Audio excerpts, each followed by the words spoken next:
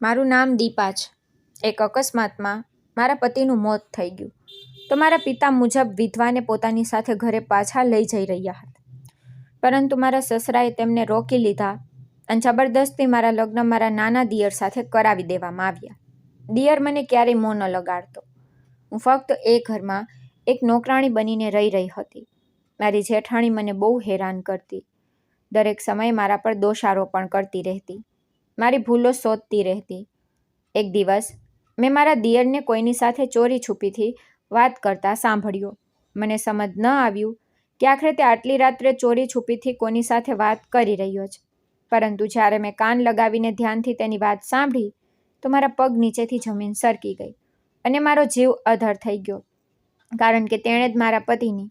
હું એક સામાન્ય દેખાવવાળી અને બહુ જ ગંભીર રહેનારી છોકરી હતી. મારો સંબંધ મિડલ ક્લાસ ફેમિલીથી હતો. અમે 3 બહેનો અને 2 ભાઈ હતા. હું મારા બધા ભાઈ બહેનોમાં સૌથી મોટી હતી. અમારા ઘરની પરિસ્થિતિ ના તો બહુ સારી હતી અને ના તો બહુ ખરાબ. બસ 2 સમયનું જમવાનું શાંતિ અને ઇજ્જતથી મળી જતું. અમારી જિંદગી સામાન્ય હતી પણ સારી વીતી રહી હતી. પણ આપણા સમાજનો એ નિયમ છે કે દીકરી જુવાન થતાં જ પિતાના ખંભાનો બોજ ભારે થઈ જાય છે. જેમ જેમ હું મોટી થઈ રહી હતી મારા પિતાના કપાળ પર ચિંતાની રેખાઓ વધતી જતી હતી. તે અવારનવાર રાત્રે જાગીને મારી મા સાથે દહેજ અને લગ્નના ખર્ચ વિશે વાતો કરતા રહેતા, જે હું દિવાલ પાસે ઊભી રહીને છુપેથી સાંભળીને રડતી. મારી કિસ્મત સારી હતી. આ કદાચ મારા માતા પિતાના આશીર્વાદની અસર હતી કે મારો સંબંધ બહુ સારા અને ઇજ્જતદાર પરિવારમાં નક્કી થઈ ગયો. તે લોકો પણ અમારી જેમ જ મિડલ ક્લાસ હતા, પણ છોકરો કેનેડામાં કામ કરતો અને તે એક સારી કન્સ્ટ્રક્શન કંપનીમાં સ્ટેબલ હતો. લગ્નના દિવસે જ્યારે હું દુલ્હનના રૂપમાં હતી અને મારી આંખોમાં ઘણા બધા સપના હતા, ત્યારે મારા પિતાજી મારી પાસે આવ્યા અને મારા માથા પર હાથ મૂક્યો અને ભારે અવાજે બોલ્યા, "દીપા દીકરી, પારકું ઘર છે, જીભ અને આંખો નીચી રાખજે. ઇજ્જત અને ધીરજ જ સ્ત્રીનું ઘરેણું હોય છે." મારા લગ્ન બહુ ધામધૂમથી તો નહોતા થયા, પણ બહુ ઇજ્જત સાથે થયા હતા. હું દુલ્હન બનીને જ્યારે મારા સાસરે આવી તો મને લાગ્યું કે હું દુનિયાની સૌથી નસીબદાર છોકરી છું. આ સાસરું શું હતું? પ્રેમનો દલદલ હતો. મને ઘરમાં એ ઇજ્જત મળી જે કદાચ મેં સપનામાં પણ નહોતી જોઈ. મારી સાસુએ દરવાજા પર જ મારો હાથ પકડી લીધો, મને ગળે લગાવી અને મારું માથું ચૂમી લીધું. પછી કહેવા લાગ્યા કે મારી વહુ સૌથી સુંદર છે. મારા દીકરા અંશુમનની પસંદ તો લાખોમાં એક છે. આજથી તું મારી વહુ નહીં પણ દીકરી છે. હવે મારી 2 દીકરીઓ થઈ ગઈ છે. મારી 2 નણંદ પણ હતી, જે ઉંમરમાં મારાથી નાની હતી. મારી આગળ પાછળ ફરતી રહેતી અને મારી એક જેઠાણી પણ હતી. મારા પતિના મોટા ભાઈ મુકુલ ભૈયાની પત્ની જ્યોતિ ભાભી અને નણંદોથી મોટો એક દિયર હતો. તે પણ લગભગ જુવાન જ હતો. તેનું નામ રિષભ હતું. અંશુમન એક બહુ જ સમજુ, નમ્ર સ્વભાવના અને પ્રેમ કરનારા માણસ હતા. લગ્ન પછી તે 3 મહિના સુધી મારી પાસે હિન્દુસ્તાનમાં જ રહ્યા. તેમના સાથે વિતાવેલા 3 મહિના મારા માટે જિંદગીના સૌથી સુંદર દિવસો હતા. એક રાત્રે અગાશી પર બેઠા અંશુમને મારો હાથ પકડીને કહ્યું હતું કે, "દીપા, હું જાણું છું કે મારું પરદેશમાં નોકરી કરવું સરળ નથી. પહેલાં હું એકલો હતો. અહીં મારી ફેમિલી હતી. બધા એકબીજાનો ખ્યાલ રાખતા. પરંતુ હવે મારી જિંદગી સાથે તું જોડાઈ ગઈ છે. અહીં તારે એકલા રહેવું પડશે.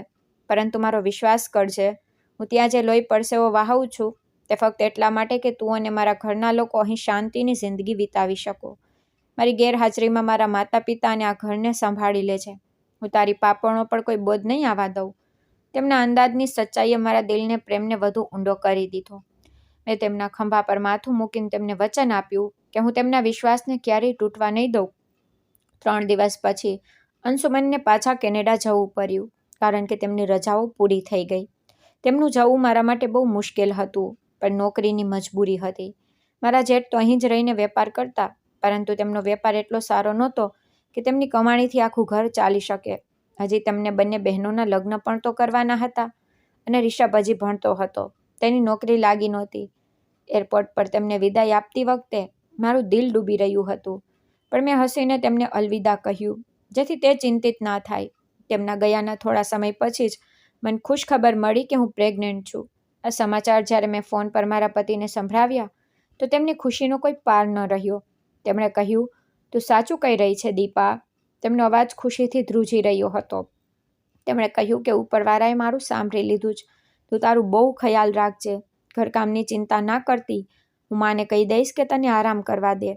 મારા સાસરામાં પણ કંઈ આ જ પ્રકારનો ખુશીથી ભરેલો માહોલ હતો. સાસુએ તો જાણે મને આંખો પર બેસાડી લીધી. તે કિચનમાં મને વધારે કામ કરવા દેતા નહોતા. સવારે ઉઠતા જ મોટી નણંદ મારા માટે દૂધનો ગ્લાસ મારા ઓશિકા પાસે મૂકી દેતી. નાની નણંદ વારંવાર રૂમમાં ફ્રૂટ લઈને આવતી રહેતી. અમે એક જોઈન્ટ ફેમિલીમાં વિસ્ટમમાં રહેતા. મારી જેઠાણીને પણ 2 બાળકો હતા. આમ તો બહારથી તે મારી સાથે બહુ સારી રીતે મળતી, પણ ક્યારેક ક્યારેક તેમની વાતોમાં છુપાયેલો ડંખ મને અનુભવાતો. એક દિવસ જ્યારે હું અંશુમનના મોકલેલા પૈસાથી પોતાના માટે કપડાં મંગાવી રહી હતી, તો તે મારી પાસે બેસીને હસીને બોલી, તારે તો બહુ મજા છે. તારો પતિ વધુ કમાવનારો છે. વધુ કમાણી કરનારા પતિની પત્નીના તો નખરા જ અલગ હોય છે. મુકુલની સેરેમનીમાં તો મહિનો પણ માંડ પૂરો થાય છે. મેં જલ્દીથી કહ્યું, ભાભી, અંશુમન ફક્ત મારા માટે થોડી કમાય છે. આ બધું તો તમારું પણ છે. તમે જે ઈચ્છો તે લઈ લો. મારી આ વાત પર તે ખીલી ઉઠી, પણ તેમની આંખોમાં છુપાયેલી લાલચ હું એ સમયે સમજી શકી નહોતી. ઉપરવાળાએ મને એક પ્યારો દીકરો આપ્યો. દીકરાના જન્મ પર ઘરની ખુશીઓમાં 4 ચાંદ લાગી ગયા. દીકરાનું નામ મેં આર્યન રાખ્યું. અંશુમન તો જાણે ગાંડા થઈ ગયા હતા. તે વિડીયો કોલ પર કલાકો સુધી પોતાના દીકરાને જોતા રહેતા. તે ત્યાં એકલા મહેનત કરી રહ્યા હતા, જેથી અમે બધા અહીં આરામથી રહી શકીએ. અંશુમનની કમાણી બહુ સારી હતી. તે દર મહિને 1.5 લાખ રૂપિયા ઘરે મોકલતા. એ રકમથી ન ફક્ત મારો ને આર્યનનો ખર્ચ ચાલતો, પણ આખા સાસરાની વ્યવસ્થા પણ એ જ રકમથી ચાલી રહી હતી. મારા સસરા સુગર અને હાર્ટના પેશન્ટ હતા. તેમની મોંઘી દવાઓ, ઘરનું રાશન, વીજળીના બિલ, દિયરના ભણવાનો ખર્ચ, જેઠના બાળકોની ફી અને નણંદનો માટે દહેજનો સામાન ભેગો કરવો, ત્યાં સુધી કે મારી જેઠાણીની ફરમાઈશો પણ અંશુમનની મોકલેલી રકમથી પૂરી થતી હતી. મુકુલ ભૈયા એક નાની દુકાન પર કામ કરતા, જ્યાં તેમની આવક બહુ સામાન્ય હતી, જેનાથી તેમનો પોતાના ખિસ્સા ખર્ચ પણ મુશ્કેલીથી નીકળતો. ઘરમાં જે પણ નવો સામાન આવતો, જે પણ ફંક્શન થતું, બધાનો ખર્ચ અંશુમનના મોકલેલા ડ્રાફ્ટ પર થતો. મહિનાની 1લી તારીખે જ્યારે બેંકનો મેસેજ આવતો, તો ઘરના દરેક સભ્યના ચહેરા પર રોનક આવી જતી. મારા સાસુ, સસરા અને નણંદો મારી આટલી ઇજ્જત કદાચ એટલા માટે કરતા હતા કે હું એ સોનાની ચકલીની પત્ની હતી. સમય વીતતો ગયો. મારો દીકરો 2 વર્ષનો થયો તો અંશુમન ફરીથી રજા પર આવ્યા. આ વખતે તે અમારા માટે ઘણા બધા ગિફ્ટ્સ લઈને આવ્યા હતા. જ્યોતિ ભાભી માટે પણ તે કિંમતી કપડાં અને બાળકોના રમકડાં વગેરે લઈને આવ્યા. જ્યોતિ ભાભી ગિફ્ટ જોઈને ખુશીથી ફૂલાઈ નહોતી સમાતી અને વારંવાર અંશુમનના વખાણ કરતી હતી કે ઉપરવાળો તને લાંબી જિંદગી આપે. તું છે તો આ ઘરમાં બધું જ શક્ય છે. મારી જેઠાણીના શબ્દો એ સમયે મને કોઈ આશીર્વાદ જેવા લાગતા, પણ પછીથી મને તેમનો અસલી મકસદ સમજાઈ ગયો હતો. મારા પતિ ફરીથી પાછા જવા લાગ્યા તો ઉપરવાળાએ મને ફરીથી માં બનવાની ખુશી આપી. આ વખતે અંશુમનની વાપસી સામાન્ય દિવસો જેવી નહોતી. જ્યારે તે જવા માટે તૈયાર થયા તો એક અજીબ ઉદાસી તેમના ચહેરા પર છવાયેલી હતી. તે ફરીથી આર્યનને તેડતા, તેને વહાલ કરતા અને પછી મને હસરત ભરેલી નજરોથી જોતા. જો કે તે પહેલાં પણ ઘણીવાર જઈ ચૂક્યા હતા, પણ આ વખતે તેમનું દિલ નહોતું માની રહ્યું. ગેટ પર પહોંચીને તે રોકાયા અને પલટીને મારી પાસે આવ્યા. તેમણે મારા માથા પર હાથ મૂક્યો અને રડમસ અવાજે બોલ્યો, દીપા, પોતાનું અને બાળકોનું બહુ ખ્યાલ રાખજે. ના જાણે કેમ આ વખતે મારું દિલ બહુ ગભરાઈ રહ્યું છે, જાણે હું કંઈક છોડીને જઈ રહ્યો છું. મેં હસતા હસતા તેમને સાંત્વના આપી અને કહ્યું, તમે બસ ઠીકથી પહોંચી જાઓ. અમે બધા અહીંયા ઠીક છીએ. તમે પ્લીઝ ચિંતા ના કરો. તે પોતાના દીકરાને છાતી સરસો ચાપીને રડી પડ્યા હતા. તેમના આંસુ જોઈને મારું દિલ પણ ધ્રુજી ગયું, પણ મેં પોતાની જાતને સંભાળી રાખી, જેથી તે નબળા ના પડે. ગાડી સ્ટાર્ટ થઈ અને તે હાથ હલાવતા હલાવતા નજરોથી ગાયબ થઈ ગયા. પણ મને શું ખબર હતી કે હાથ હવે ક્યારેય મારા માથા પર પ્રેમથી નહીં મુકાય. અંશુમનનું કામ કેનેડામાં બહુ સારું હતું. તે દર મહિને ઘણી બધી સેલરી ઘરે મોકલતા અને બધા જ પૈસા મારા સસરાના એકાઉન્ટમાં આવતા અને ઘરની બધી વ્યવસ્થા ત્યાંથી જ ચાલતી. પરંતુ મારા પતિ મારી જરૂરિયાતનો ખ્યાલ રાખતા અને મને અલગથી પણ ખર્ચ આપીને જતા, જેથી હું કોઈની મોહતાજ ના રહું અને પોતાની અને પોતાના બાળકોની નાની મોટી ઈચ્છાઓને પૂરી કરી શકું. સાસરામાં બધાની આંખોમાં જે મારી ઇજ્જત હતી, તે અસલમાં આ જ ખુશહાલીના કારણે. તેમના ગયા પછી હું મારા રૂમમાં આવી તો બેડ પર એ પરબીડિયું રાખેલું હતું, જે અંશુમન જતાં જતાં મને આપી ગયા. મેં તેને ઉઠાવ્યું જ હતું કે મારી જેઠાણી રૂમમાં દાખલ થઈ.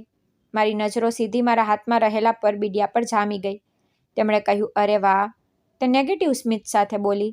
દિયરજી તો જતાં જતાં પણ પોતાની પત્નીનું ખિસ્સું ગરમ કરી ગયા. સાચું કહું તો દીપા, તું બહુ જ નસીબદાર છો. મારા પતિ તો મહિનો આખો દુકાન પર ઘસાય છે ત્યારે જઈને આટલા પૈસા બને છે જેટલા પૈસા તારો પતિ તને ખર્ચ માટે આપી જાય છે. મેં હસીને પરબીડિયું અલમારીમાં મૂકી દીધું અને કહ્યું કે ભાભી, આ પૈસા મારા એકલાના થોડી છે, તમારા બાળકો માટે પણ છે. અંશુમન હંમેશા કહે છે કે આર્યન અને તમારા બાળકોમાં કોઈ ફરક નથી. મારી વાત સાંભળીને મારી જેઠાણીના હોઠ બંધ થઈ ગયા અને તે રૂમની મૂંઝણી કરતાં બોલી, હા હા, એ તો ઉપરવાળાની કૃપા છે કે આ ઘરમાં અંશુમન છે, નહીંતર મુકુલ અને રિષભ તો આ ઘરનું કંઈ જ ન કરી શકે. એ લોકોથી તો વીજળીનું બિલ પણ નહીં અપાય. હાલમાં તું આરામ કર, હું જઈને જમવાનું બનાવું છું. અંશુમનને ગયાને હજી ફક્ત 2 દિવસ જ વીત્યા હતા. રૂમમાં બેસીને દીકરાને સુવડાવી રહી હતી અને આવનારા બાળક માટે સ્વેટર ગૂંથી રહી હતી કે અચાનક ફોનની ઘંટી વાગી. બપોરનો સમય હતો. ઘરમાં શાંતિ હતી. લેન્ડલાઇનની એ સતત વાગતી ઘંટી હવામાં એક અજીબ પ્રકારનો ડર પેદા કરી રહી હતી. મેં વિચાર્યું કે કદાચ અંશુમન પોતાના ઠીકથી પહોંચવાના સમાચાર આપવા માટે જ કોલ કરી રહ્યા હશે. હું ખુશી ખુશી ઉઠીને બહાર લાઉન્જ તરફ જવા લાગી, પરંતુ મારાથી પહેલાં મારા સસરા ફોન ઉઠાવી ચૂક્યા હતા. હું દરવાજાની આડમાં ઊભી રહી ગઈ. તેમણે કહ્યું, હેલો, હું આઝાદ પાલ બોલી રહ્યો છું. મારા સસરાના અવાજમાં સામાન્ય ઠેરાવ હતો. બીજી તરફથી કંઈક કહેવામાં આવ્યું જે સાંભળીને મારા સસરાના ચહેરાનો રંગ એકદમ ઉડી ગયો. તેમના હાથ ધ્રુજવા લાગ્યા અને તેમના કપાળ પર પરસેવાના ટીપાં દેખાવા લાગ્યા. તેમણે કહ્યું, શું કહી રહ્યા છો તમે? કયો અકસ્માત? મારો દીકરો અંશુમન? તેમનો અવાજ ગળામાં અટકી ગયો. અચાનક બહારથી અવાજ આવવા લાગ્યો. હું ગભરાઈને બહાર નીકળી તો જોયું કે મારા સસરાના હાથમાં ફોન હતો અને તે જમીન પર બેસી ગયા હતા. ઘરમાં કલ્પાંત મચી ગયો. ફોનનું રિસીવર ઝૂલી રહ્યું હતું અને તેમાંથી હજી પણ કોઈનો અવાજ આવી રહ્યો હતો. શું થયું પિતાજી? બધું ઠીક તો છે ને? મેં ધડકતા દિલ સાથે પૂછ્યું. મારા કદમ બહુ ભારે થઈ ચૂક્યા હતા. મુકુલ ભૈયા જે હમણાં જ દુકાનથી જમવા આવ્યા હતા તે રૂમમાંથી બહાર આવી ગયા અને રિષભ જે પોતાના રૂમમાં સૂતો હતો તે પણ દોડીને પોતાના પિતા તરફ લપક્યો. શું થયું પિતાજી? બોલો તો કંઈક. મારા સસરાએ ધ્રુજતી આંગળીઓથી ફોન તરફ ઇશારો કર્યો. રિષભે તરત જ ફોનનું રિસીવર કાન પર લગાવ્યું. થોડી ક્ષણો તો ખામોશી રહી. પછી રિષભના મોઢામાંથી એક જોરદાર ચીસ નીકળી અને તે ત્યાં જ દિવાલના સહારે લથડાઈ ગયો. મુકુલ ભૈયાએ તેને સંભાળ્યો. મારી સાસુ અને નણંદો પર રડી રહી હતી. મારી નાની નણંદે મને રડતી જોઈ અને જોરથી ચીસ પાડી કહેવા લાગી, ભાભી, ભાઈ અંશુમનભાઈની ગાડીનો અકસ્માત થઈ ગયો. મારા કાનમાં સીટીઓ વાગવા લાગી. અકસ્માત? કેવો અકસ્માત? તમને વાગ્યું તો નથી ને? તે ઠીક તો છે ને? હું તો પાગલોની જેમ સવાલો કરી રહી હતી, પણ કોઈ મને જવાબ નહોતું આપી રહ્યું. બધા ચોધાર આંસુએ રડી રહ્યા હતા.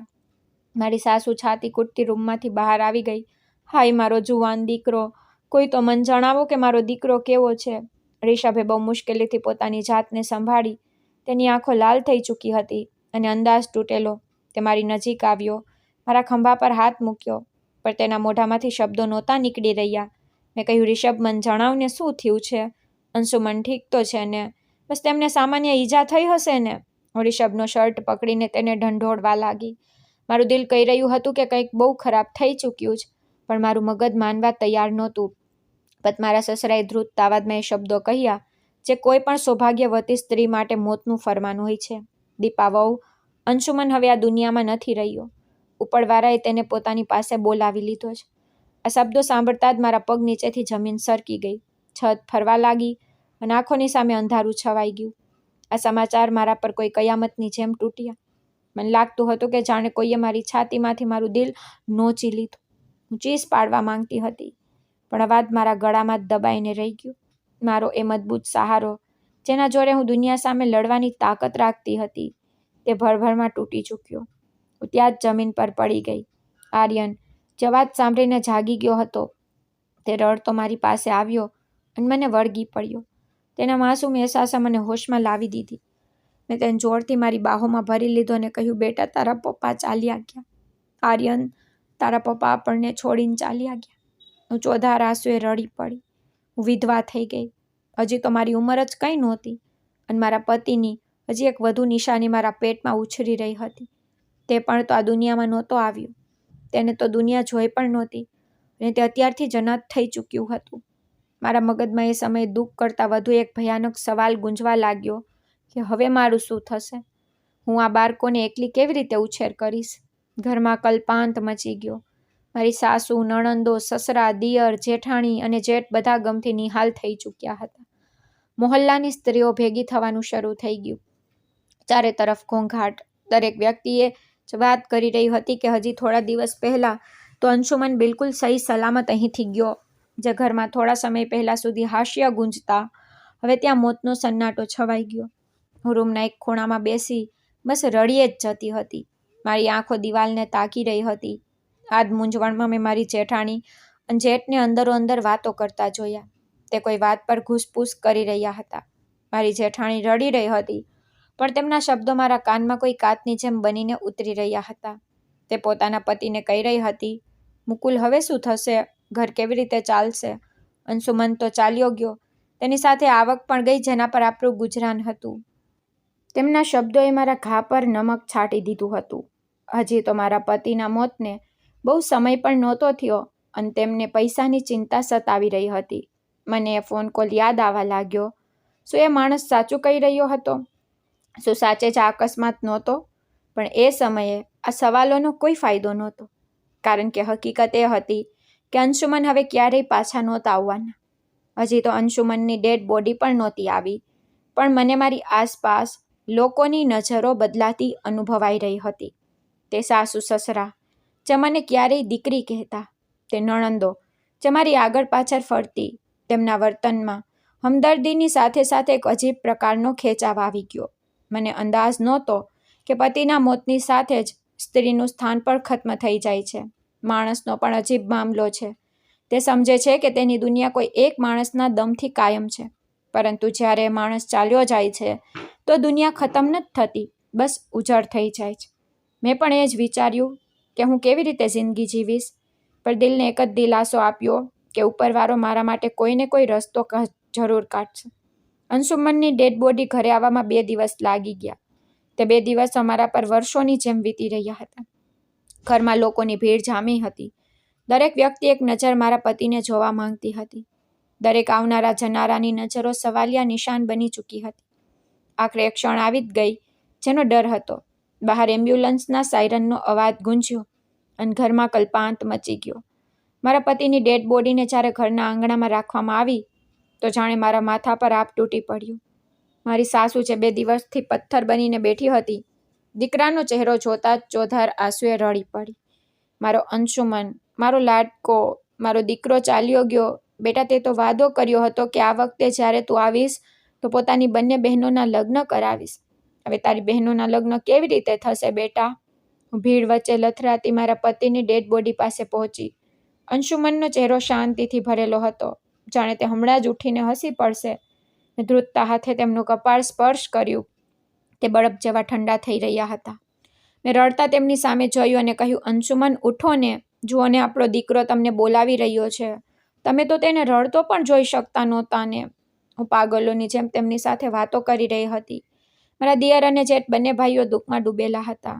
મુકુલભાઈ તો દિવાલને ટેકો દઈને શાંતિથી રડી રહ્યા હતા. તેમના ખંભા પર હવે આખા પરિવારની જવાબદારી જે આવી ગઈ હતી અને કદાચ તેઓ આ બોજ અનુભવી પણ રહ્યા હતા. પરંતુ મારી જેઠાણી જ્યોતિ ભાભીનું વર્તન કંઈક અજીબ હતું. તેઓ રડી તો રહ્યા હતા, પરંતુ તેમની આંખોમાં દુઃખ કરતાં વધુ એક અજાણ્યો ડર અને બેચેની હતી. જાણે તેમને અંશુમનના જવાથી વધુ કંઈક બીજું ખોઈ બેસવાનો ડર હોય. મારા પતિના મૃત્યુ પર મારા પિયરના બધા સંબંધીઓ, આજુબાજુવાળા અને મારી જેઠાણીના પિયરના લોકો પણ આવેલા હતા. તેમની નાની બહેન પ્રતિજ્ઞા પણ આવેલી હતી, જેની સગાઈ મારી સાસુએ રિષભ સાથે 2 વર્ષ પહેલાં નક્કી કરી હતી. પ્રતિજ્ઞા રિષભને પસંદ કરતી હતી. રિષભને નોકરી મળ્યા પછી તે બંનેના લગ્ન પણ જલ્દી થઈ જવાના હતા, પરંતુ તેમનાથી પહેલાં મારા પતિને પોતાની બંને બહેનોના લગ્નની ચિંતા હતી. અંશુમનના અંતિમ સંસ્કાર થઈ ગયા. ઘરમાંથી રોનક ખતમ થઈ ગઈ અને શાંતિ, બધું જ તેમની સાથે ચાલ્યું ગયું. પરંતુ કુદરતની પરીક્ષા હજી ખત્મ થઈ નહોતી. મારા પતિના મૃત્યુએ મારી સાસુને અંદરથી ખોખલા કરી દીધા. તે બ્લડ પ્રેશરના પેશન્ટ હતા. દીકરાનું દુઃખ સહન ન કરી શક્યા હજી અંશુમનના અંતિમ સંસ્કારને 2 દિવસ જ થયા હતા કે ઘરમાં બીજી આફત તૂટી પડી. સવારના સમયે જ્યારે મારી મોટી નણંદ સાસુને જગાડવા ગઈ તો તેઓ પલંગ પર રાચાળ પડેલા હતા. ડૉક્ટરને બોલાવવામાં આવ્યા, પરંતુ તેઓ આ દુનિયામાંથી જઈ ચૂક્યા હતા. સાસુમાં પણ ચાલ્યા ગયા. નાની નણંદે ચીસ પાડી. મારા સસરા જુવાન દીકરાના મોત પર કમર નમાવીને બેઠા હતા. પત્નીના મોતે પણ તેમને જીવતે જીવ મારી નાખ્યા. 1 અઠવાડિયાની અંદર આ ઘરમાં 2 લોકોના મોત થયા. એ ઘર જે ક્યારેક મોહલ્લા માટે મિસાલ હતું, હવે ત્યાં માત્ર મોતનો સન્નાટો અને દુઃખ હતું. હું પોતે તો જાણે પથ્થરની થઈ ગઈ. મને સમજાતું નહોતું કે કોનું દુઃખ મનાવું, મારા સુહાગનું કે સ્ત્રીનું, જેણે મને પોતાની વહુ નહીં પણ દીકરી માની. તે મારા માટે પણ મારી માંથી વિશેષ હતા. આર્યન મને જોઈને રડતો હતો. હું તેને છાતીએ લગાવતી તો મારા પોતાના આંસુ તેના ચહેરા પર પડતા. મારી સાસુના અંતિમ સંસ્કાર પત્યા તો હકીકતનો પહાડ સામે આવીને ઊભો રહી ગયો. મારી જિંદગી એક જ રૂમ સુધી સીમિત રહી ગઈ, જ્યાં માત્ર હું હતી, મારો અનાથ દીકરો હતો અને પેટમાં ઉછરી રહેલો અનાથ જીવ. એક રાત્રે જ્યારે બધા સૂઈ ગયા ત્યારે મને મારા જેઠ અને જેઠાણીના રૂમમાંથી ઊંચા ઊંચા અવાજો સંભળાઈ રહ્યા હતા. મેં દરવાજા નજીક કાન લગાવીને સાંભળવાનો પ્રયત્ન કર્યો.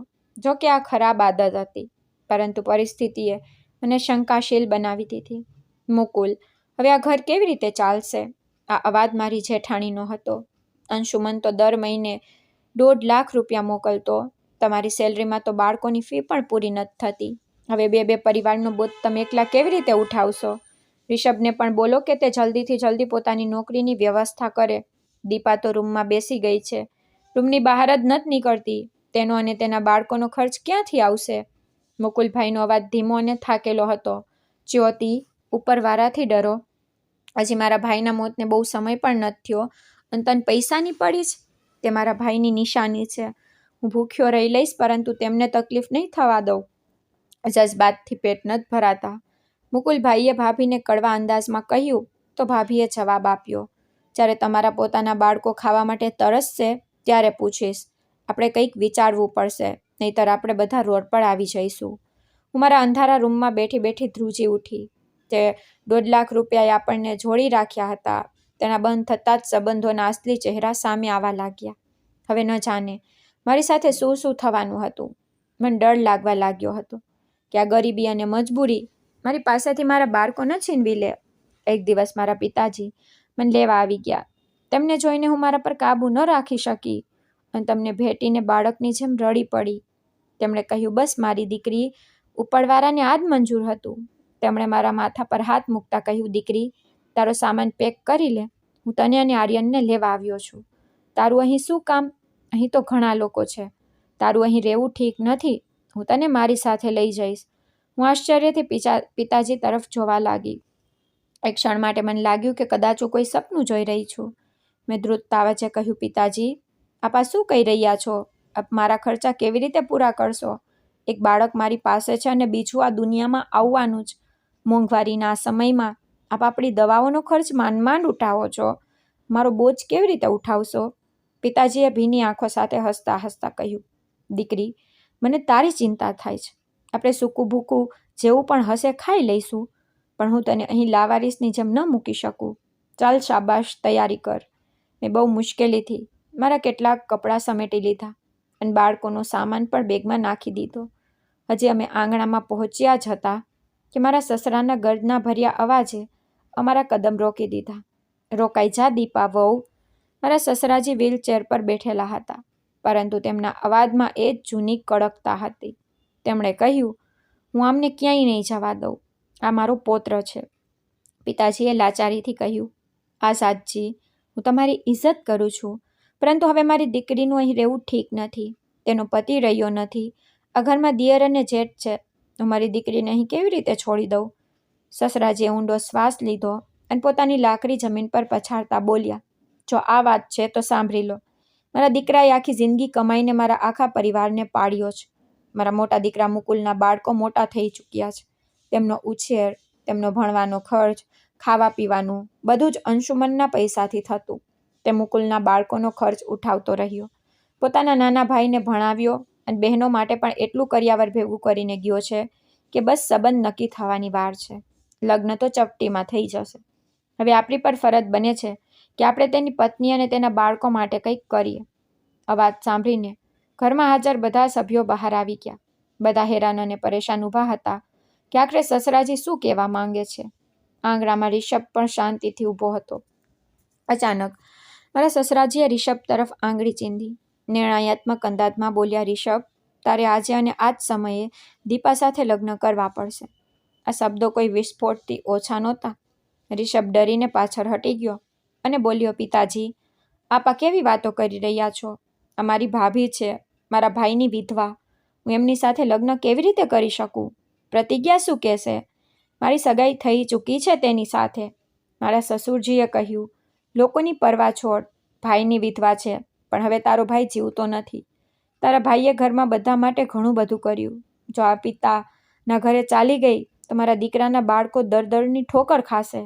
જે ભાઈએ તને પિતાની જેમ પાળ્યો, આજે તું તેના બાળકોને બેસહારા છોડી દઈશ? હું તો આ બધું સાંભળીને શોક્ડ રહી ગઈ. મારા પતિ સિવાય બીજા કોઈ પુરુષનો ખ્યાલ પણ મારા માટે પાપ હતો. હું ચીસ પાડવા માંગતી હતી કે મને આ નિર્ણય મંજૂર નથી, પરંતુ પછી મારી નજર આર્યન પર પડી. જે પોતાના દાદાની વ્હીલચેર પકડીને ઊભો હતો.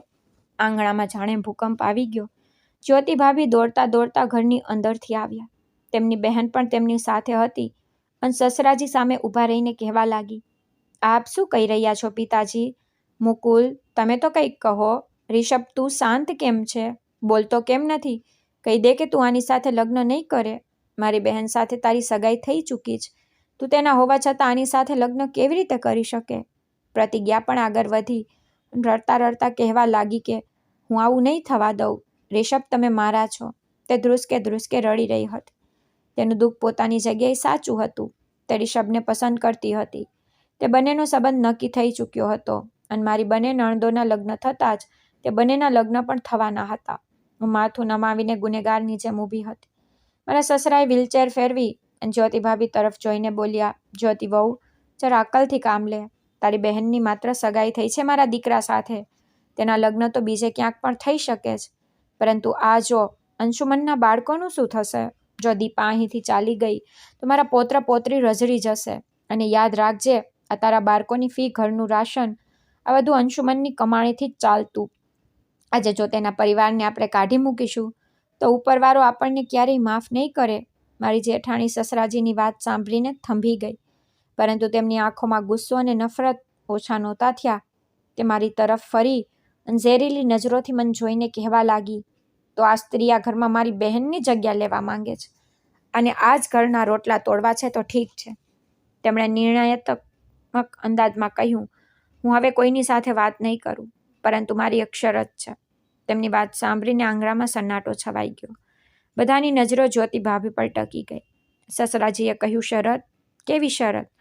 જ્યોતિ ભાભી આંગળી મારી તરફ ચીંધીને કહ્યું, ઠીક છે, રિષભના લગ્ન દીપા સાથે થઈ જશે, જેથી દુનિયાવાળાનું મોં બંધ થઈ શકે અને આના બાળકોને બાપનું નામ મળી જાય.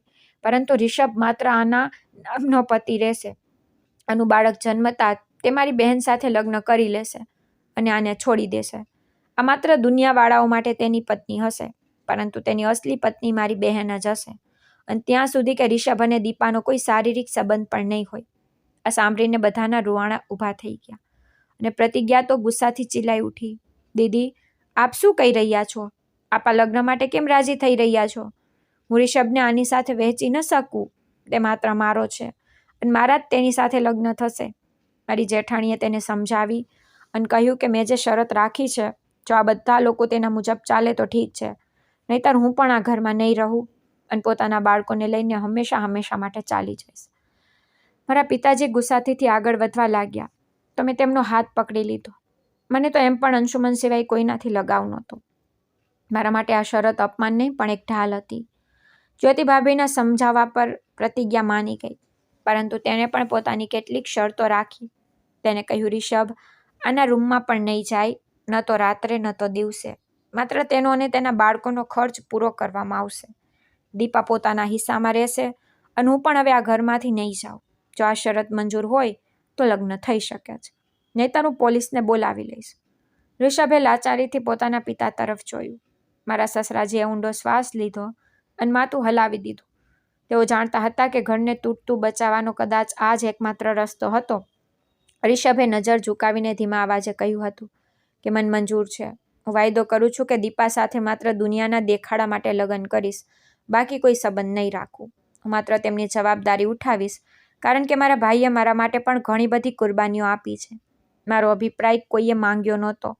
કદાચ મારી મરજીનું કોઈ મહત્વ પણ નહોતું. એ પણ શાંતિથી હા પાડી દીધી, કારણ કે મને પતિ જોઈતો નહોતો.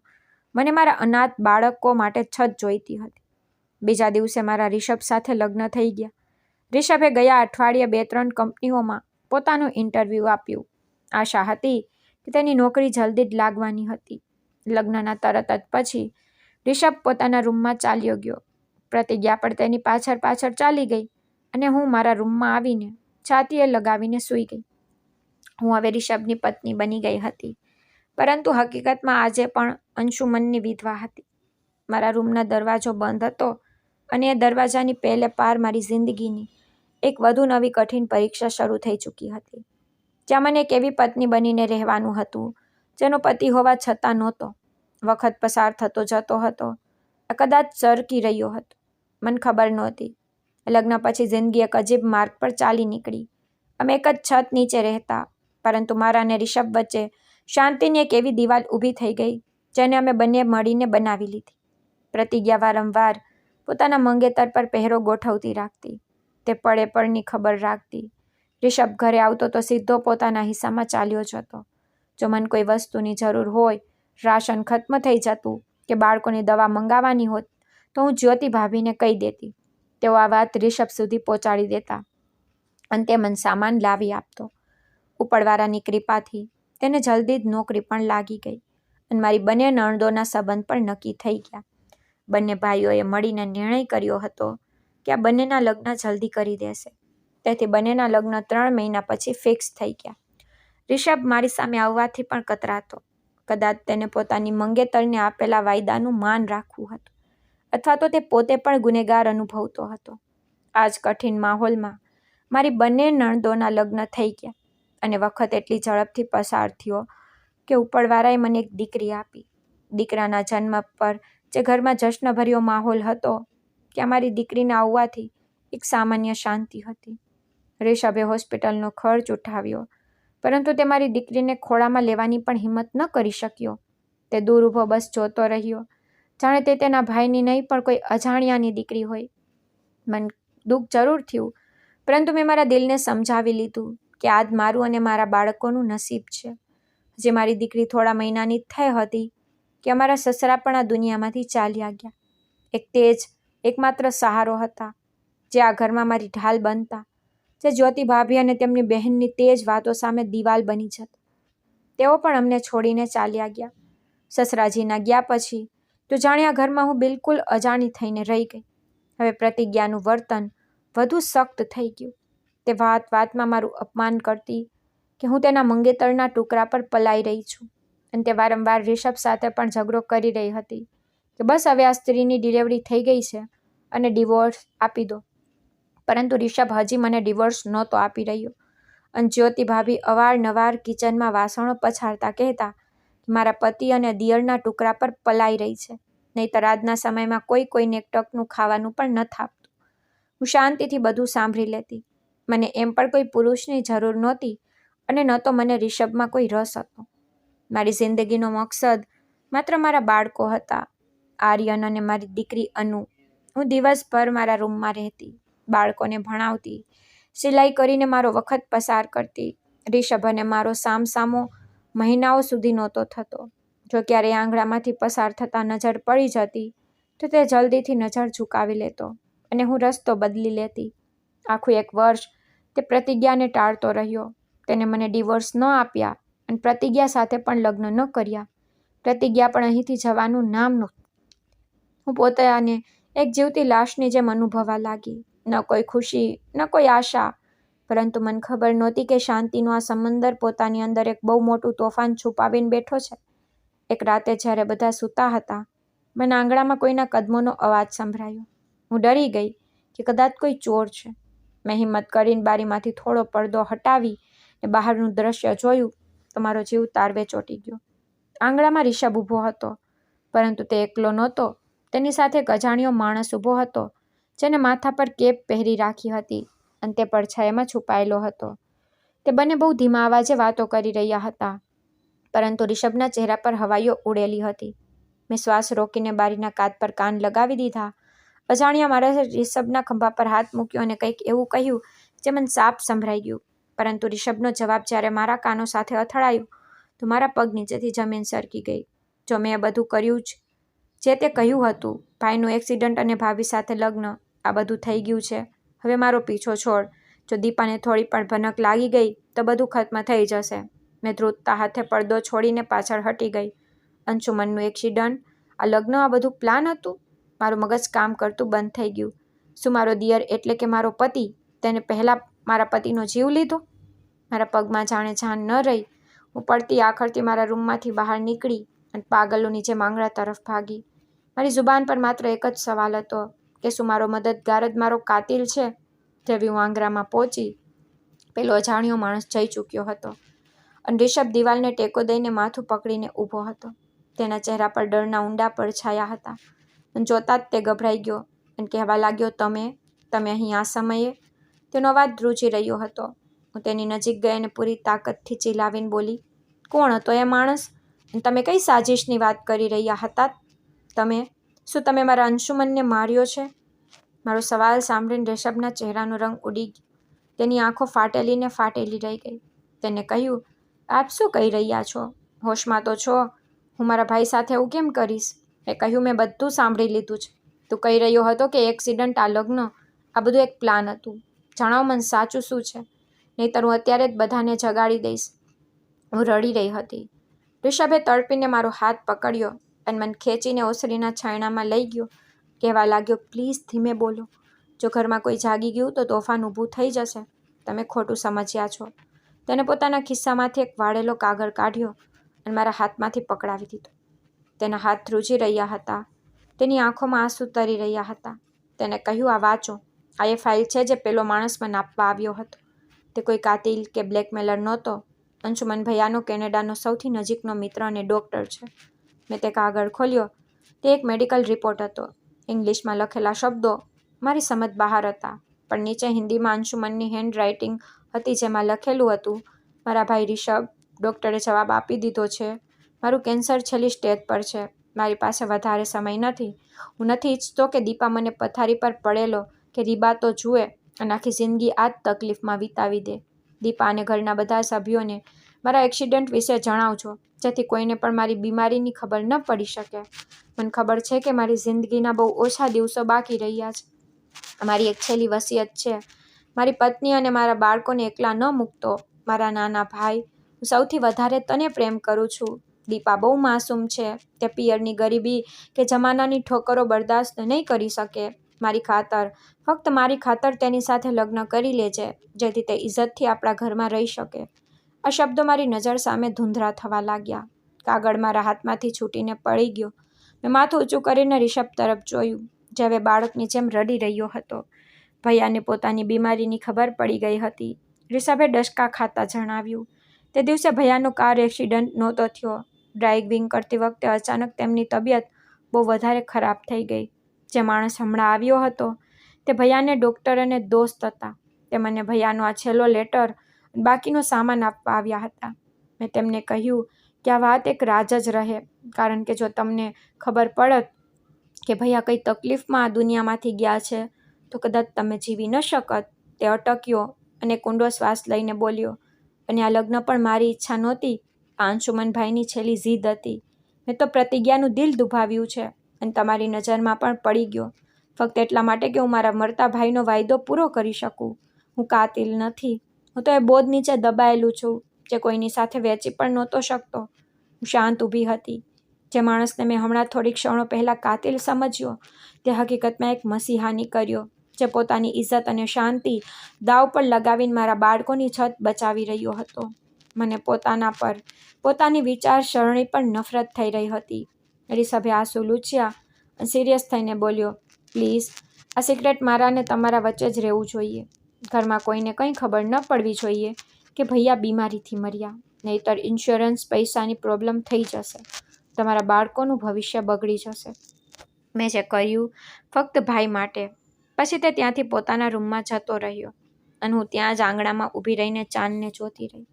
આજે મારા દિલમાંથી રિષભ માટે નફરત ખત્મ થઈ ગઈ અને તેની જગ્યાએ એક અજાણી ઇજ્જત અને હમદર્દીએ લઈ લીધી. પણ મને ખબર નહોતી કે કુદરત હજી મારી વધુ પરીક્ષા લેવાની છે. એક એવી પરીક્ષા જે પ્રતિજ્ઞાની ગેરહાજરીમાં થશે, જે મારા અને રિષભના સંબંધોનો નવો પાયો નાખશે. તે રાતની સચ્ચાઈએ મારા દિલની દુનિયાને બદલી નાખી. એ રિષભ જેને હું કાલ સુધી મજબૂરીનો સંબંધ અને પોતાના એકલતાનો જવાબદાર સમજતી, હવે મને એક સમજદાર માણસ દેખાવા લાગ્યો.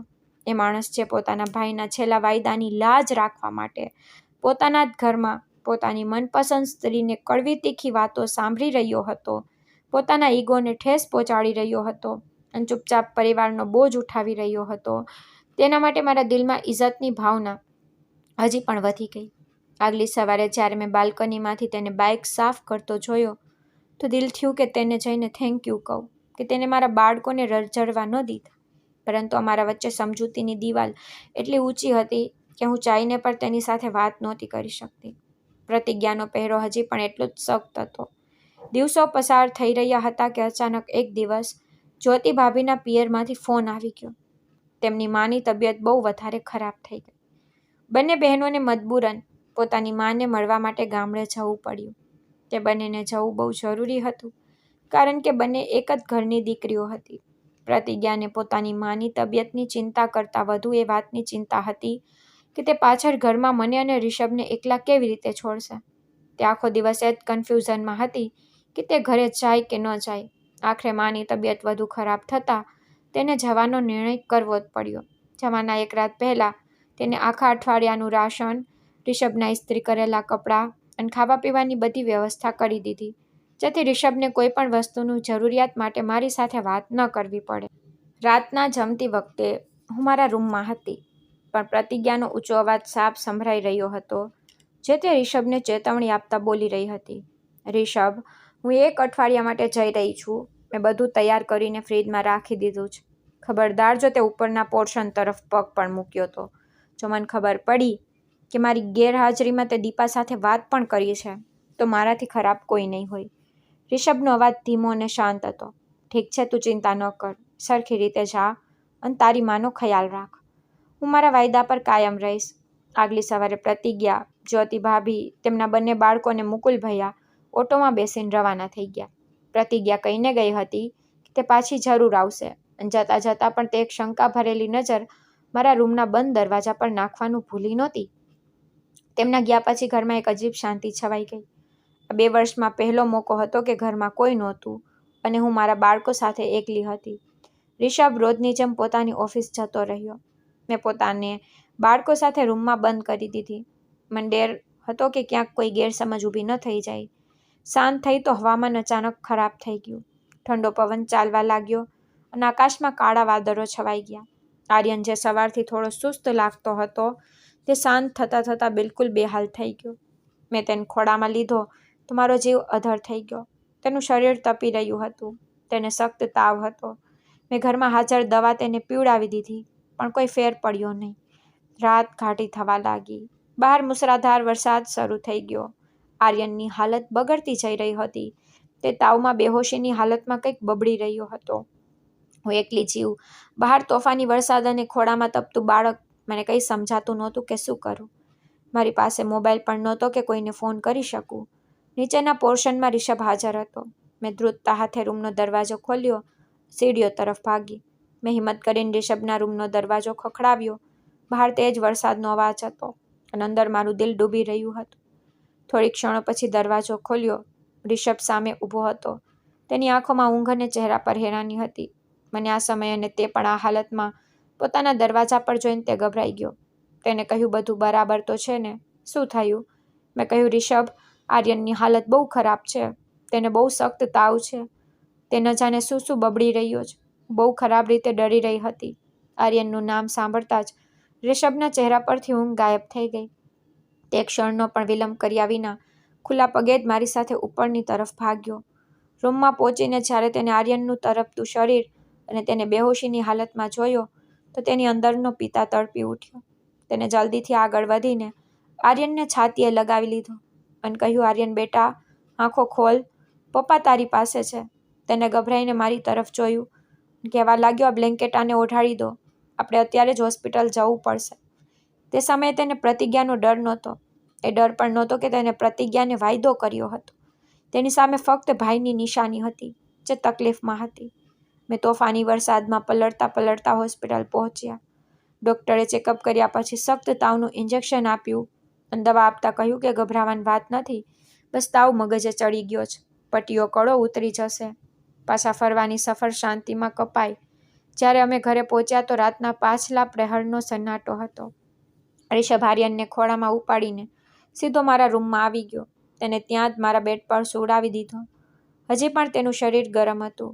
રિષભે ત્યાં જ બેસીને ઠંડા પાણીની પટ્ટીઓ શરૂ કરી દીધી. હું ખૂણામાં લપાઈને ઊભી હતી.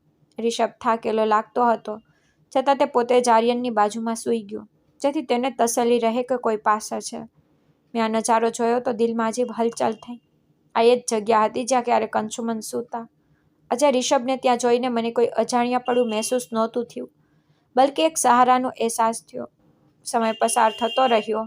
લગભગ 1 કલાક પછી આર્યનના શ્વાસ સામાન્ય થયા અને તે ગાઢ ઊંઘમાં સૂઈ ગયો. રિષભે સાવધાનીથી પોતાનો હાથ આર્યનના માથા પરથી હટાવ્યો અને ધીમેથી ઊભો થઈ ગયો. તે દરવાજા પાસે પહોંચીને રોકાઈ ગયો અને એક ક્ષણ જોતો રહ્યો. પછી અચાનક પાછો ફરીને મારી તરફ આવ્યો. તેની આંખોમાં પહેલીવાર એક અજીબ ભેજ અને શરમ જોઈ હતી. તે મારી સામે આવીને ઊભો રહી ગયો અને ધીમા પણ મક્કમ અવાજમાં બોલ્યો, મને માફ કરી દેજે દીપા. હું ચોંકીને ઊભી થઈ ગઈ. મેં કહ્યું, શેના માટે? તમે તો મારી મદદ કરી રહ્યા છો. તેને નજર ઝુકાવી લીધી અને કડવાશથી હસતા બોલ્યો, હું સાચે જ નામનો પતિ છું. તમારો કોઈ પણ હક પણ પૂરો નથી કરી શકતો. છેલ્લા 2 વર્ષથી હું તમને એક નોકરાણીની જેમ રાશન લાવીને આપતો રહ્યો. ક્યારેય તમને એ ન પૂછ્યું કે તમારા પર શું વીતી રહ્યું છે? મેં એક મુર્દા વાયદાની ખાતર એક જીવતા માણસને મારી નાખ્યો. હું તમારો ગુનેગાર છું. તેના અંદાજમાં એટલી શરમ હતી કે મારું દિલ પીગળી ગયું. મેં નરમાશથી કહ્યું, ના રિષભ, એવી વાત નથી. તમે મારા બાળકોને ઉછેરી રહ્યા છો. તેમને પિતાની છત્રછાયા આપી રહ્યા છો. મારી ખાતર તમારો અભ્યાસ પણ બગડી ગયો અને તમે સમય પહેલાં જ નોકરી કરવા લાગ્યા. મારા માટે એટલું જ ઘણું છે. મેં ક્યારેય તમારી પાસે ફરિયાદ નથી કરી. તમે બસ તમારી જવાબદારી નિભાવી રહ્યા છો અને હું મારી વાત સાંભળીને તેના ચહેરા પર શરમ હજી પણ વધી ગઈ. કદાચ મારી વાતોએ તેના મનને હજી પણ વધારે ઢંઢોળી દીધું. તે થોડીવાર શાંત રહ્યો.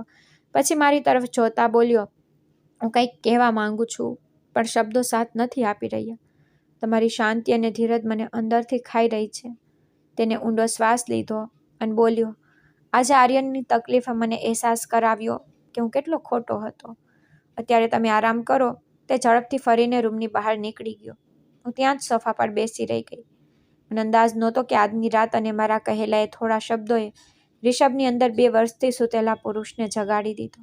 આગલી સવારે અમારા ઘરના મોહલ્લામાં અજીબ તણાવ હતો. બપોરના સમયે જ્યોતિ ભાભી અને તેમની બહેન પાછી આવી ગઈ. તેમની માની તબિયતમાં હવે ઘણો સુધારો આવી ગયો, પણ રિષભનો ચહેરો બિલકુલ સિરિયસ હતો. તેને પ્રતિજ્ઞાની કોઈ પણ વાતનો જવાબ ન આપ્યો. બસ શાંતિથી તેને જોતો રહ્યો. જ્યારે બધા પોતપોતાના રૂમમાં જતા રહ્યા તો રિષભે પ્રતિજ્ઞાને સોફા પર બેસવાનો ઈશારો કર્યો. પ્રતિજ્ઞા, બેસો. મારે તમારી સાથે બહુ જરૂરી વાત કરવી છે. પ્રતિજ્ઞાના કપાળ પર કરટલીઓ આવી ગઈ. તેને કહ્યું, બધું બરાબર તો છે ને? તારો અંદાજ આટલો બદલાયેલો કેમ લાગી રહ્યો છે રિષભ? રિષભે ઊંડો શ્વાસ લીધો અને મારી તરફ જોયું. હું જે કિચનના દરવાજા પર ઊભી હતી. પછી તેને પ્રતિજ્ઞાની આંખોમાં આંખો પોરવીને વાત કહી દીધી, જે છેલ્લા 2 વર્ષથી તેના સીનામાં દફન હતી. તેને કહ્યું, પ્રતિજ્ઞા, મને માફ કરી દેજે. હું તારું દિલ દુભાવવા નથી માંગતો, પણ હું આ પાપ હવે મારા માથે નથી લઈ શકતો. દીપા સાથે આ 2 વર્ષોમાં બહુ અન્યાય થયો છે. તે પણ ફક્ત તારી વજહથી અને તારી દરેક નાજાયજ શરત માટે. જો એ સાચું છે કે હું તને પ્રેમ કરતો હતો, પણ જ્યારથી મારા લગ્ન દીપા સાથે થયા છે, મારા દિલમાં તેના માટે હમદર્દી અને પ્રેમ વધી ગયા છે.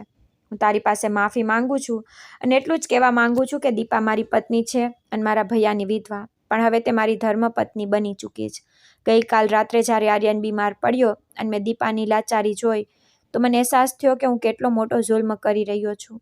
પ્રતિજ્ઞા ગુસ્સાથી ઊભી થઈ ગઈ. રિષભ, તું પાગલ થઈ ગયો છે? તું મારા પ્રેમનો ઇનકાર કરી રહ્યો છે? તું તારા વાયદાથી ફરી રહ્યો છે? તેને ઊંચા અવાજે કહ્યું તો રિષભે જવાબ આપ્યો, હું એવા દરેક વાયદાથી ફરી જઈશ જેના કારણે ઉપરવાળો મને ગુનેગાર બનાવી દે. હું તારી સાથે લગ્ન નહીં કરું. દીપા અને તેના બાળકો સાથે અન્યાય નહીં થવા દઉં. મારા ભાઈએ આખી જિંદગી આપણા માટે બધું કર્યું છે, ક્યારેય પોતાની ખુશીઓ વિશે ન વિચાર્યું, અને આપણી ખુશીઓ તથા આપણી ઈચ્છાઓ પૂરી કરવા માટે પોતે પરદેશમાં રહ્યા.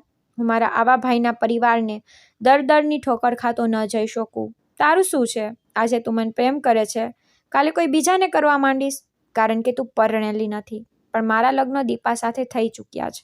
દીપા મારા ભાઈની વિધવા હોવાની સાથે મારી પત્ની પણ બની ગઈ છે. એકવાર તેની જિંદગી બરબાદ થઈ ગઈ. હું હવે ફરીથી તેની જિંદગી બરબાદ નહીં કરું. જે ભૂલો મારાથી થઈ તેના માટે હું ઉપરવાળા પાસે માફી માંગી ચૂક્યો છું, પણ હવે એવું વધુ નહીં થવા દઉં. હું દીપાને આ ઘરમાં હક આપીને જ રહીશ. હું તેને મારી પત્ની માનીશ અને તેના સુખ દુઃખમાં હંમેશા સામેલ રહીશ. 2 વર્ષથી તે કેટલી તકલીફ એકલી બરદાસ્ત કરી રહી છે. જોકે તે આ ઘરની વહુ છે. પ્રતિજ્ઞાનો ચહેરો ગુસ્સાથી તમતમવા લાગ્યો. તે ચીસ પાડીને બોલી, જો તે આવરતની નજીક જવાની કોશિશ પણ કરી તો યાદ રાખજે રિષભ, હું તને છોડીશ નહીં. હું પોલીસ પાસે જઈશ, કોર્ટનો દરવાજો ખખડાવીશ. પછી એમ ન કહેતો કે મેં તારી સાથે આ શું કરી દીધું. રિષભ આ વખતે પણ ન ડર્યો અને ના જ માન્યો. તે શાંત અંદાજમાં બોલ્યો, તારો નિર્ણય છે, તું જે ચાહે તે કરી શકે છે, પણ મારા હિસાબે મારાથી જેટલું દીપા અને બાળકો માટે થશે હું એટલું કરીશ. તું જે કરવા માંગે તે કરી શકે છે. આ સાંભળીને તો પ્રતિજ્ઞા પાગલો જેવી હરકતો કરવા લાગી. તે જોર જોરથી બૂમો પાડવા લાગી. તેના અવાજથી મુકુલભાઈ અને જ્યોતિ ભાભી પણ રૂમની બહાર આવી ગયા. અને જ્યારે પૂરી વાત તેમને ખબર પડી તો બંને પણ મને ખોટી સારી વાતો કહેવાનું શરૂ કરી દીધું. પણ રિષભે બધાને વઢી નાખ્યા કે દીપાને કોઈ કંઈ નહીં કહે. તે મારી પત્ની છે. હું તેના વિશે એક શબ્દ પણ ખોટો નથી સાંભળી શકતો. રિષભે પ્રતિજ્ઞાને ઘરેથી જવા માટે કહી દીધું અને કહ્યું કે તું ફક્ત મારી સ્માર્ટનેસ પર ફિદા થઈ હતી. જો મારી પાસે સારી નોકરી ન હોય અને હું કંગાળ થઈ જાઉં તો તું ક્યારેય મારું મોઢું પણ નહીં જુએ. હું એ પણ બહુ સારી રીતે જાણું છું. હું જાણું છું કે તું મારાથી પણ સુંદર અને અમીર માણસ સાથે લગ્ન કરીશ, જેથી તારું ભવિષ્ય બની જાય. આ સાંભળીને પ્રતિજ્ઞાના ચહેરા પર શરમ આવી ગઈ. થોડા દિવસો સુધી તો તેની બહેન અને તેણે મને બહુ પરેશાન કરી. નાની નાની વાતો પર તે બંને મારું અપમાન કરતી, પણ રિષભની સામે બોલવાની તેમની હિંમત નહોતી થતી. મને આ વસ્તુથી તસલ્લી મળી હતી કે ઘરમાં મારું કોઈ પોતાનું છે. આ ઘરમાં અંશુમનના ગયા પછી કોઈએ મને અપનાવી છે. સમય પસાર થતો ગયો. જ્યારે પ્રતિજ્ઞાનું કંઈ ન ચાલ્યું તો તે પોતે જ પાછી હટી ગઈ અને થોડા સમય પછી પોતાના પિયર જતી રહી. તેના પિયર ગયાના 3 મહિના પછી જ સમાચાર આવ્યા કે તેના પણ લગ્ન થઈ ગયા છે. રિષભને તેના જવા પર કોઈ અફસોસ નહોતો.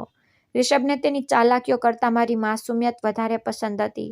હવે રિષભનો વ્યવહાર મારી સાથે બહુ સારો છે. તેને મારા બાળકોને બિલકુલ પોતાના સગા સંતાનની જેમ સમજી રાખ્યા છે. રોજ ઓફિસેથી સાંજે જ્યારે ઘરે આવે છે તો મારો હાથ પકડીને કહે છે, આજે તને કોઈ પરેશાની તો નથી થઈ ને? હું શુક્રગુજાર નજરોથી તેને જોઉં છું અને ના પાડીને માથું હલાવી દઉં છું. જિંદગી પણ અજીબ છે. ક્યારેક આ તમારી પાસેથી કંઈક છીનવી લે છે અને ક્યારેક તે બધું જ આપી દે છે જેના વિશે તમે ક્યારેય વિચાર્યું પણ નહોતું. અંશુમનનું મોત મારું સૌથી મોટું દુઃખ હતું, પણ ઉપરવાળાએ રિષભના રૂપમાં મને એક એવો હમસફર આપ્યો જેણે મને અને મારા બાળકોને બેસહારા થતાં બચાવી લીધા. મિત્રો, આશા રાખું છું કે તમને આ મારી વાર્તા પસંદ આવી હશે. વાર્તા પસંદ આવી હોય તો વિડીયોને લાઇક, ચેનલ પર નવા હો તો ચેનલને સબસ્ક્રાઈબ અને આ નોટિફિકેશન બેલને જરૂર દબાવો જેથી આગામી અપડેટ પહેલાં મળી રહે.